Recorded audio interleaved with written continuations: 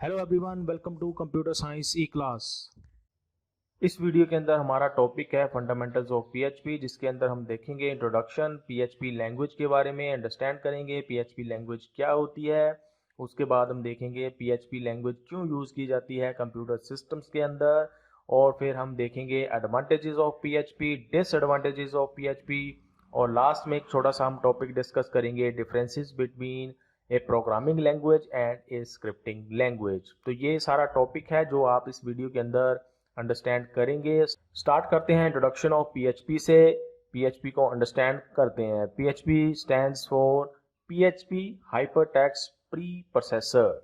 अगर आप इसकी एब्रिविएशन की बात करो, जो पीएचपी हम यहाँ पे देख रहे हैं, इसका अगर हम इसको एक्सपेंड करें तो इसकी जो एक्सपेंडेड फॉर्म हमें मिलती है वो होती है पीएचपी हाइपरटेक्स्ट प्री प्रोसेसर। यहाँ पे अगर आप ध्यान से देखो तो जब हमने एक्सपेंड किया है पीएचपी को, तो उसके अंदर जो एक्सपेंडेड फॉर्म है उसके अंदर भी पीएचपी का यूज हो रहा है।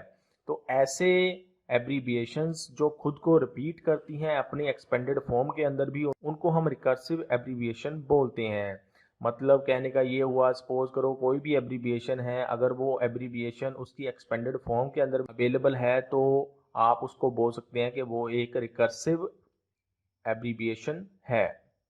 तो ऐसे ही पीएचपी जो है वो भी एक रिकर्सिव एब्रीविएशन है जो खुद को रिपीट करती है अपनी एक्सपेंडेड फॉर्म के अंदर, जैसे भी आप यहाँ पे देख सकते हैं। नॉर्मली आपको कई जगह पे सुनने को या पढ़ने को मिलेगा कि PHP stands for hypertext pre processor, लेकिन जो फर्स्ट पी कैरेक्टर है उसके बारे में कोई यहाँ पे आपको नहीं बताता है। लेकिन एक्चुअल में अगर हम देखें तो PHP stands for PHP hypertext pre processor, ये आपको पता होना चाहिए।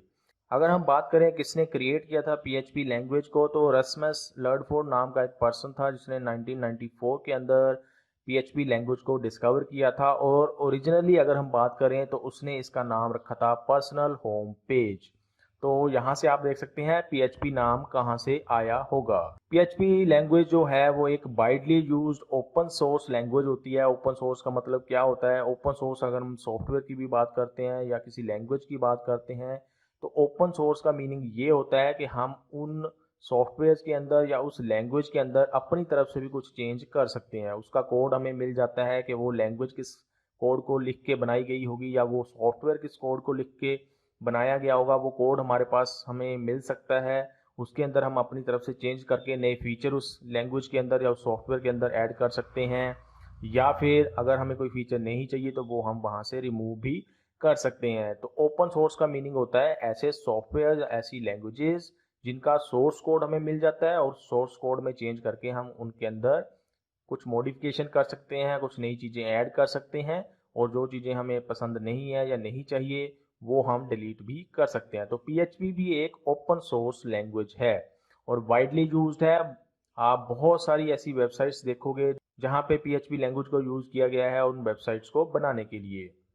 उसके बाद अगर हम बात करें, पीएचपी एक सर्वर साइड स्क्रिप्टिंग लैंग्वेज होती है वेब के लिए। वेब का मतलब इंटरनेट के ऊपर जो वेबसाइट्स हम देखते हैं, एप्लीकेशंस देखते हैं, उनको बनाने के लिए पीएचपी का यूज़ किया जाता है। सर्वर साइड स्क्रिप्टिंग का मतलब क्या है कि जो पीएचपी की लैंग्वेज है वो सर्वर के ऊपर रन होती है। उसका जो कोड होता है वो सर्वर के ऊपर रन होता है और उसकी जो आउटपुट जनरेट होती है सर्वर के ऊपर ही उसकी आउटपुट जनरेट हो जाती है, और वो आउटपुट में सर्वर जो है उस क्लाइंट को भेजता है जो उस पेज को, उस वेब पेज को देखना चाहता है जिसके अंदर हमने पीएचपी का कोड यूज़ किया हुआ है। तो कभी भी यूज़र को पीएचपी का कोड दिखाई नहीं देता है, वो नहीं देख सकता है उसको। इसीलिए पीएचपी को सिक्योर भी माना जाता है, क्योंकि हमने जो भी कोड लिखा होगा पीएचपी के अंदर वो सर्वर के ऊपर ही रन हो जाता है, उसकी आउटपुट वहीं पे जनरेट हो जाती है। सिर्फ यूज़र को आउटपुट दिखती है उसलिए उसकी, इसीलिए यूज़र पीएचपी का एक्चुअल कोड नहीं देख पाता है। इसीलिए इसको सिक्योर माना जाता है और इसीलिए इसको बोला जाता है कि एक सर्वर साइड स्क्रिप्टिंग लैंग्वेज है। पीएचपी को हम एचटीएमएल के अंदर ही एम्बेड कर सकते हैं। इसका मीनिंग ये है कि आपने जो भी एचटीएमएल का कोड लिखा हुआ है उसके अंदर ही आप पीएचपी का कोड लिख सकते हैं। पीएचपी का टैग लगा सकते हैं हम और फिर उसके अंदर पीएचपी का कोड हम लिख सकते हैं। टैग लगाना पड़ता है, अगर आपने टैग नहीं लगाया है पीएचपी का तो उसके बिना आप पीएचपी का कोड नहीं लिख पाएंगे। तो वो हम आने वाली वीडियोस के अंदर देखेंगे कैसे हम PHP का टैग लगाते हैं PHP के कोड को HTML के अंदर ही लिखने के लिए। PHP जो होता है वो हमें अलाउ करता है कि हम स्टैटिक वेबसाइट्स भी बना सकें उसको यूज़ करके, डायनेमिक वेबसाइट्स भी उसको यूज़ करके बना सकें। अब यहाँ पे स्टैटिक और डायनेमिक वेबसाइट्स क्या होती हैं? स्टैटिक वेबसाइट्स ऐसी वेबसाइट्स होती हैं जिनके अंदर मोस्टली हम डाटाबेसेस का यूज़ नहीं करते हैं। डाटाबेसेस एक ऐसा सॉफ्टवेयर या एक ऐसा पैकेज जिसके अंदर हम सारा का सारा डाटा स्टोर करके रखते हैं जो किसी वेबसाइट के रिलेटेड हो सकता है। जब भी यूज़र हमारी वेबसाइट के ऊपर आता है तो उस डाटाबेस से उसको डाटा उठा के दिखाया जाता है। लेकिन जो स्टैटिक वेबसाइट्स होती हैं उनके अंदर हम नॉर्मली डाटाबेसेस को यूज़ नहीं करते हैं, इसीलिए उनको स्टैटिक वेबसाइट्स बोला जाता है। या सिंपली अगर हम बात करें तो स्टैटिक वेबसाइट्स ऐसी वेबसाइट्स होती हैं जिनके अंदर चेंजेस बहुत ज़्यादा हमें नहीं मिलते हैं। उसके बाद डायनेमिक वेबसाइट्स ऐसी वेबसाइट्स होती हैं जिनके अंदर हम मोस्टली डाटाबेसेस को यूज़ करते हैं ताकि डाटाबेस से कोई भी डाटा उठा के हम उन वेबसाइट्स के अंदर दिखा सकें। एग्जांपल के लिए आपने एक ईमेल आईडी बनाई हुई है, ईमेल आईडी में जब आप लॉगिन करते हैं तो आपको आपके रिलेटेड ईमेल्स वहाँ पे दिखाई जाती हैं। तो वो ईमेल्स कहाँ से आती हैं? वो आती हैं किसी डाटाबेस से जो उस डाटाबेस के अंदर स्टोर करके रखी गई हैं और आपको आपके रिलेटेड आपकी ईमेल आईडी के रिलेटेड ही ईमेल्स वहाँ पे दिखाई जाती हैं। किसी और यूज़र की ईमेल्स आपको नहीं दिखाई जाती हैं। जो आपको ईमेल्स आई हैं तो जो आपने भेजी हैं वो ही आपको वहाँ पे दिखाई जाती हैं। तो ऐसा काम करने के लिए हम डायनेमिक वेबसाइट्स बनाते हैं। जो PHP होती है वो वेरियस प्लेटफॉर्म्स के ऊपर रन कर सकती है। आप अलग अलग ऑपरेटिंग सिस्टम के अंदर इसको यूज़ कर सकते हैं। उसके लिए बस आपको इतना करना है कि आपको PHP का सॉफ्टवेयर वहाँ पे इंस्टॉल करना होता है। विंडोज़ के अंदर आप इसको यूज़ कर सकते हैं, लिनक्स के अंदर, यूनिक्स के अंदर, मैक ऑपरेटिंग सिस्टम के अंदर, अपाचे सर्वर के ऊपर यूज़ कर सकते हैं। अलग अलग सर्वर्स हमारे पास होते हैं, उनके ऊपर आप PHP के सॉफ्टवेयर को यूज़ कर सकते हैं, PHP के कोड को यूज़ कर सकते हैं। तो वेरियस प्लेटफॉर्म्स जो हैं उनको ये सपोर्ट करता है। इससे हमें बहुत सारी चॉइस मिल जाती है कि हम किस सॉफ्टवेयर के साथ PHP को यूज़ करना चाहते हैं, किस प्लेटफॉर्म के ऊपर हम PHP को यूज़ करना चाहते हैं। जो भी प्लेटफॉर्म हमें सबसे सस्ता पड़ेगा या कॉस्ट इफेक्टिव होगा उसके ऊपर हम PHP को यूज़ कर सकते हैं। PHP जो है वो वाइड रेंज ऑफ डाटाबेसेस को सपोर्ट करता है। डाटाबेसेस जो होते हैं वो पैकेज जो होते हैं जिनके अंदर हम डाटा स्टोर करके रख सकते हैं वो भी बहुत सारे अवेलेबल हैं। अलग अलग टाइप के, अलग अलग कंपनी ने बनाए हुए अलग अलग फंक्शनैलिटी के हमें डाटाबेसेस मिल जाते हैं। तो उन अलग अलग डाटाबेसेस को ये सपोर्ट करता है PHP का लैंग्वेज। डाटाबेसेस के अंदर आप MySQL को यूज़ कर सकते हैं, MS SQL सर्वर या फिर Oracle, माई सीक्वल, ये अलग अलग डाटाबेसेस हैं जिनको आप यूज़ कर सकते हैं अपने PHP के सॉफ्टवेयर के अंदर। इसके अलावा और भी डाटाबेसेस अवेलेबल हैं जिनको हम PHP लैंग्वेज के साथ यूज़ कर सकते हैं। PHP एक इंटरप्रेटर लैंग्वेज है। इंटरप्रेटर लैंग्वेज का मतलब ये है कि इसको कंपाइल करने की ज़रूरत नहीं होती है। कंपाइल करने का मतलब क्या होता है कि जो भी हमने कोड लिखा हुआ है, सोर्स कोड लिखा हुआ है, उसको हम मशीन लैंग्वेज के अंदर कन्वर्ट करना चाहते हैं। लेकिन PHP को आपको ऐसा करने की ज़रूरत नहीं होती है।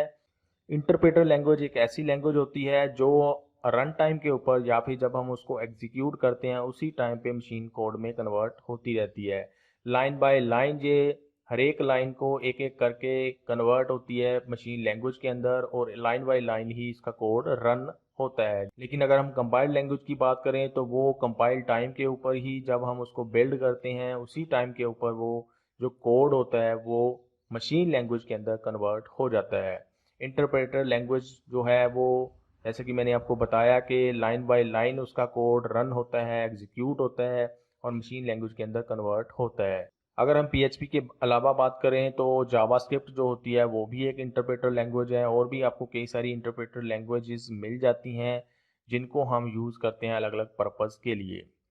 PHP को अगर आपने यूज़ करना है तो आपको उस जगह पे इसको इंस्टॉल करना पड़ेगा जहाँ पे आप PHP का कोड रखना चाहते हैं। मतलब सपोज करो आपने अपने कंप्यूटर के ऊपर PHP का कोड लिखा हुआ है और अपने कंप्यूटर के ऊपर ही उसको आप चला के देखना चाहते हैं, एग्जीक्यूट करना चाहते हैं, तो आपको पहले आपके कंप्यूटर के अंदर PHP का सॉफ्टवेयर इंस्टॉल करना पड़ेगा। लेकिन अगर आप चाहते हैं कि आपने किसी सर्वर के ऊपर, किसी दूसरे कंप्यूटर के ऊपर PHP का कोड रखना है, सर्वर के ऊपर रखना है, तो आपको उस सर्वर के ऊपर PHP का सॉफ्टवेयर इंस्टॉल करना पड़ेगा। फिर आपको अपने कंप्यूटर के ऊपर PHP का सॉफ्टवेयर इंस्टॉल करने की ज़रूरत नहीं है। सर्वर के ऊपर आपने इंस्टॉल कर दिया। जब भी कोई क्लाइंट कंप्यूटर वेबसाइट का यूज़ करके उस पीएचपी के कोड को एक्सेस करने की कोशिश करेगा, उस वेब पेज को एक्सेस करने की कोशिश करेगा, तो वो सर्वर के ऊपर ही रन हो जाएगा। वहीं पे उसका सॉफ्टवेयर है, वहीं पे उसका आउटपुट जनरेट हो जाएगी और वो आउटपुट फिर क्लाइंट कंप्यूटर को भेज दी जाएगी। इसीलिए क्लाइंट कंप्यूटर के ऊपर हमें पीएचपी का सॉफ्टवेयर इंस्टॉल करने की ज़रूरत नहीं होती है। क्लाइंट कंप्यूटर एक ऐसा कंप्यूटर है जो किसी वेबसाइट को देखना चाहता है, किसी वेब पेज को देखना चाहता है। जैसे कि आप अपने कंप्यूटर के ऊपर कोई भी वेबसाइट ओपन करके देखते हैं तो आप बन जाते हैं क्लाइंट कंप्यूटर, और वो वेबसाइट जहाँ से आती है वो होता है सर्वर। तो ऐसे ही पीएचपी के केस में है, अगर आपने पीएचपी सर्वर के ऊपर इंस्टॉल की हुई है और वहीं पे आपका कोड रखा हुआ है, तो जब भी आपका कोई क्लाइंट आके उस वेबसाइट को एक्सेस करने की कोशिश करेगा, उसकी आउटपुट सर्वर के ऊपर ही जनरेट हो जाएगी। सर्वर उसका रिस्पॉन्स जो आउटपुट बनेगी वो आपको क्लाइंट कंप्यूटर के ऊपर भेज देगा और क्लाइंट उसको देख सकता है। तो ये आपको पता होना चाहिए कि जो पीएचपी है इसको अगर आपने यूज़ करना है, जिस भी कंप्यूटर के ऊपर यूज़ करना है, वहाँ पे पीएचपी का इंस्टॉल होना ज़रूरी है। दूसरा कंप्यूटर जो उस वेबसाइट को देखना चाहता है, सिर्फ देखने की बात है, उसने पीएचपी का कोड नहीं एग्जीक्यूट करना है, तो उसको पीएचपी का सॉफ्टवेयर इंस्टॉल करने की ज़रूरत नहीं होती है।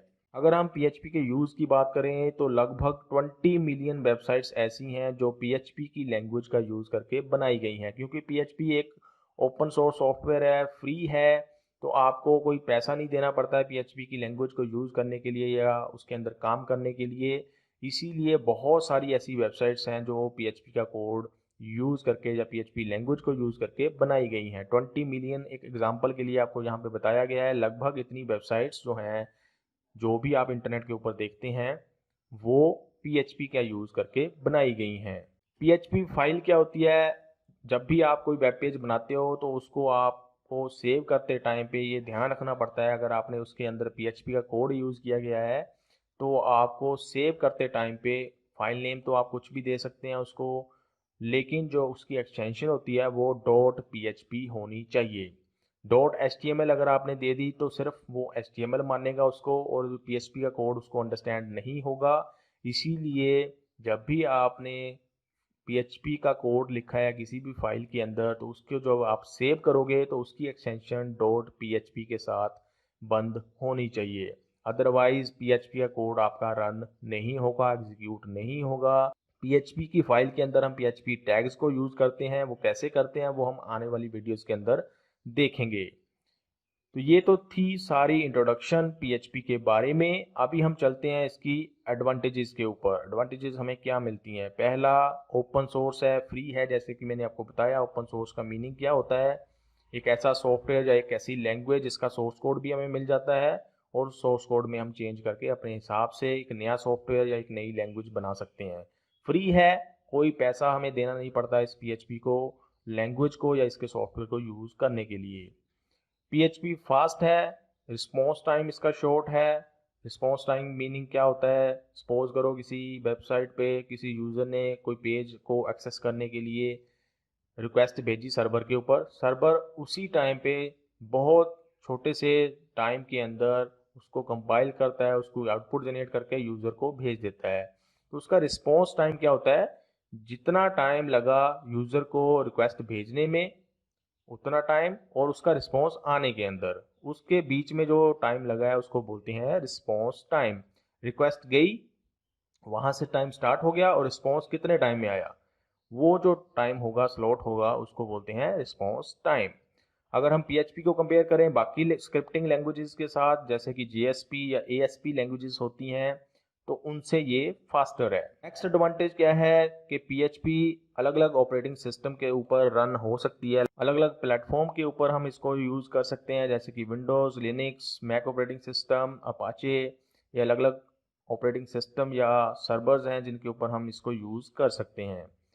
उसके बाद टेक्निकल सपोर्ट आपको वाइडली मिल जाएगी, क्योंकि आपने जैसे पीछे देखा 20 मिलियन वेबसाइट्स लगभग पीएचपी का यूज़ करके बनाई गई हैं। तो अगर आपको कोई परेशानी आती है, कोई चीज़ नहीं करनी आ रही है पीएचपी लैंग्वेज के अंदर, तो वो आप गूगल पे जाके उसके बारे में सर्च कर सकते हैं, आपको बहुत ज़्यादा टेक्निकल सपोर्ट वहाँ पे मिल जाती है आसानी के साथ। इट्स सिक्योर, PHP जो है वो सिक्योर है, जैसे कि मैंने आपको पीछे भी बताया कि PHP का जो कोड होता है वो सर्वर के ऊपर ही रन हो जाता है, उसकी सिर्फ आउटपुट यूज़र को दिखाई देती है। यूज़र जो है वो PHP का ओरिजिनल कोड नहीं देख सकता है, इसीलिए ये सिक्योर होती है।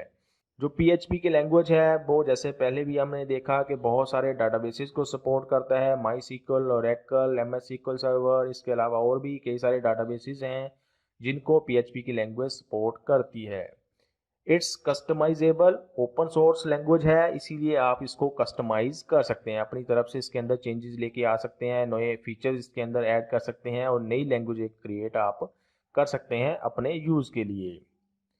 उसके बाद जो PHP की लैंग्वेज होती है वो रेगुलर टाइम के ऊपर अपडेट होती रहती है, रेगुलर टाइम के ऊपर नए नए फीचर्स उसके अंदर ऐड होते रहते हैं, ताकि वो जो करंट स्टैंडर्ड्स हैं उसके हिसाब से वो अपने आप को फिट कर सके, अपने हिसाब से उसके अंदर चेंजेस लाके अलग अलग कम्युनिटी के पर्सन्स उसके ऊपर काम करते रहते हैं, ताकि वो PHP के अंदर नए नए फीचर्स नए नए फंक्शनैलिटी ऐड करते रहें, जिससे PHP को यूज़ करना और ज़्यादा आसान हो सके। जो PHP होती है वो एक सिंपल लैंग्वेज है, easy to learn and code है। आपको एक बार पता चल गया कैसे हम सिंटैक्स यूज़ करते हैं PHP का और कोई काम कैसे हमने करना है PHP के अंदर, तो आप इजीली कोई भी काम, कोई भी चीज़, कोई भी कोड आपने लिखना है, कोई भी काम आपने करना है, तो वो आप आसानी के साथ PHP की लैंग्वेज को यूज़ करके कर सकते हैं। तो ये तो होगी एडवांटेजेस। अब चलते हैं डिसएडवांटेजेस के ऊपर।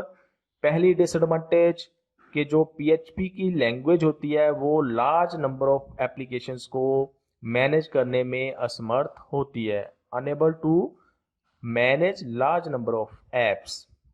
अगर आपने बहुत सारी एप्स को मैनेज करना है एक साथ PHP की लैंग्वेज को यूज़ करके, तो वो आप आसानी के साथ नहीं कर सकते हैं। दूसरी डिसएडवांटेज है poor error handling method. Error handling क्या होती है? सपोज करो आपके कोड के अंदर कोई एरर ना आए, अगर आए भी तो उसको हैंडल कैसे करना है, अगर आपने वो करना है तो वो PHP के अंदर इतना अच्छे तरीके से हम नहीं कर सकते हैं। किसी भी एरर को, कोई भी एरर आता है हमारे कोड के अंदर, जब भी यूज़र ने कोई रिक्वेस्ट की हमारी वेबसाइट के ऊपर, अगर उसको कुछ एरर आ रहा है तो उस एरर को कैसे हैंडल करना है, उस एरर की जगह पे क्या यूज़र को दिखाना है या क्या काम हम करना चाहते हैं, वो एरर को हैंडल करना इतना आसान PHP के कोड के अंदर नहीं होता है। तो ये कुछ डिसएडवांटेजेस हमें PHP लैंग्वेज के अंदर मिल जाती हैं। तो ये था सारा फंडामेंटल्स ऑफ PHP। अगर हम कुछ एग्जांपल्स की बात करें जहाँ पे वेबसाइट्स के अंदर PHP लैंग्वेज का यूज़ किया गया है, तो आप ये एक चार्ट यहाँ पे देख सकते हैं। कुछ सोशल साइट्स आप देख सकते हैं, जैसे फेसबुक, वो एक PHP लैंग्वेज के अंदर बनाई गई है। एक डिग है, WordPress, Joomla, PrestaShop, OpenCart, Magento, Yahoo, Wikipedia, ये कुछ वेबसाइट्स हैं, पॉपुलर वेबसाइट्स हैं जो PHP लैंग्वेज को यूज़ करके बनाई गई हैं। अब हम चलते हैं differences between programming language and scripting language. जैसे कि आपने पीछे देखा, जो PHP है वो एक स्क्रिप्टिंग लैंग्वेज है। स्क्रिप्टिंग लैंग्वेज क्या होती है और प्रोग्रामिंग लैंग्वेज क्या होती है, दोनों में डिफरेंस क्या है, वो अब यहाँ पे हम देखते हैं। पहला डिफरेंस कि आपने प्रोग्रामिंग लैंग्वेज की अगर हम बात करें तो उसके अंदर आपने कोई भी एप्लीकेशन को डेवलप करना है तो वो आप कंप्लीट फीचर्स के साथ आसानी के साथ कर सकते हैं। प्रोग्रामिंग लैंग्वेज के अंदर आपको बहुत सारे ऐसे फीचर्स मिल जाते हैं जिससे कि आप आसानी के साथ कोई अपनी एप्लीकेशन को बना सकते हैं, जो उनको मैनेज कर सकते हैं। आप एक साथ कई सारी एप्लीकेशंस को आसानी के साथ मैनेज कर सकते हैं। जैसे कि हमने डिसएडवांटेज देखी पीछे PHP लैंग्वेज की, तो वो एक डिसएडवांटेज हमें स्क्रिप्टिंग लैंग्वेज के अंदर मिल सकती है। प्रोग्रामिंग लैंग्वेज के अंदर उस चीज़ को हम हैंडल कर सकते हैं। और स्क्रिप्टिंग लैंग्वेज की अगर बात करें तो mostly used for routine task. जैसे कि रूटीन टास्क है कोई भी आपने, तो उसको करने के लिए हम स्क्रिप्टिंग लैंग्वेज का मोस्टली यूज़ करते हैं। जैसे कि एग्जांपल के लिए आपने HTML के कोड के अंदर कहीं पे भी कोई टेक्स्ट टाइप करना है तो उसके लिए आप स्क्रिप्टिंग लैंग्वेज को ज़्यादा आसानी के साथ यूज़ कर सकते हैं देन अगर हम प्रोग्रामिंग लैंग्वेज की बात करें। तो अगर हम दूसरे डिफरेंस के ऊपर जाएं तो जो प्रोग्रामिंग लैंग्वेज होती है वो पहले ही कंपाइल हो जाती है एग्जीक्यूट होने से। जैसे कि हमने पीछे देखा कि जो PHP लैंग्वेज है या स्क्रिप्टिंग लैंग्वेजेस जो होती हैं वो इंटरप्रेटेड लैंग्वेजेस होती हैं। कंपाइल्ड लैंग्वेज कौन सी होती हैं? जो एग्जीक्यूट होने से पहले ही कंपाइल कर ली जाती हैं, उनको मशीन लैंग्वेज के अंदर कन्वर्ट कर लिया जाता है। तो प्रोग्रामिंग लैंग्वेज जो होती हैं वो कंपाइल्ड लैंग्वेजेस होती हैं और उनको एग्जीक्यूट करने से पहले ही कंपाइल कर लिया जाता है, मशीन लैंग्वेज के अंदर कन्वर्ट कर लिया जाता है। लेकिन जो स्क्रिप्टिंग लैंग्वेजेस होती हैं उनको हम कंपाइल नहीं करते हैं, और जब भी हम उसको एग्जीक्यूट करते हैं तो वो हम विदाउट कंपाइल ही उसको एग्जीक्यूट कर लेते हैं, और बाद में वो लाइन बाय लाइन इंटरप्रेट की जाती है कंप्यूटर सिस्टम के द्वारा या जिस भी सॉफ्टवेयर का यूज़ करके हम उसको यूज़ करते हैं। तीसरे, अगर हम डिफरेंस की बात करें तो जो प्रोग्रामिंग लैंग्वेजेस होती हैं उसको हम एम्बेड नहीं करते हैं किसी दूसरी लैंग्वेज के अंदर या किसी दूसरे सॉफ्टवेयर के अंदर। एम्बेड करने का मीनिंग क्या है कि सपोज करो आप कोई और लैंग्वेज लिख रहे हैं, उस लैंग्वेज के अंदर ही हम दूसरी लैंग्वेज को यूज़ कर रहे हैं, तो उसको बोलते हैं एम्बेडिंग। प्रोग्रामिंग लैंग्वेज के साथ हम ऐसा नहीं कर सकते हैं, क्योंकि जो प्रोग्रामिंग लैंग्वेज होती है वो एक स्टैंड अलोन लैंग्वेज हो सकती है, उसको हम एम्बेड नहीं करते हैं किसी दूसरे लैंग्वेज के साथ या फिर किसी दूसरे सॉफ्टवेयर के साथ। लेकिन जो स्क्रिप्टिंग लैंग्वेज होती है उसको हम मोस्टली एम्बेड करते हैं किसी दूसरी लैंग्वेज के साथ, जैसे कि आपने पीछे देखा भी कि जो PHP है उसको हम HTML लैंग्वेज के साथ एम्बेड करके यूज़ करते हैं, और आने वाली वीडियोज़ के अंदर हम वो कैसे करते हैं वो देखेंगे भी। तो ये था सारा टॉपिक जो हमने इस वीडियो के अंदर कवर करना था। आई होप आपको इंट्रोडक्शन टू PHP, उसकी एडवांटेजेस, डिसएडवांटेजेस और ये कुछ डिफरेंसेस जो हमने यहाँ पे देखे ये सारे अंडरस्टैंड हो गए होंगे। अगर आपके फिर भी कुछ क्वेश्चंस, कुछ क्वेरीज रह गई हैं तो आप कमेंट सेक्शन के अंदर पूछ सकते हैं। अभी के लिए इस वीडियो के अंदर इतना ही। Thanks for watching.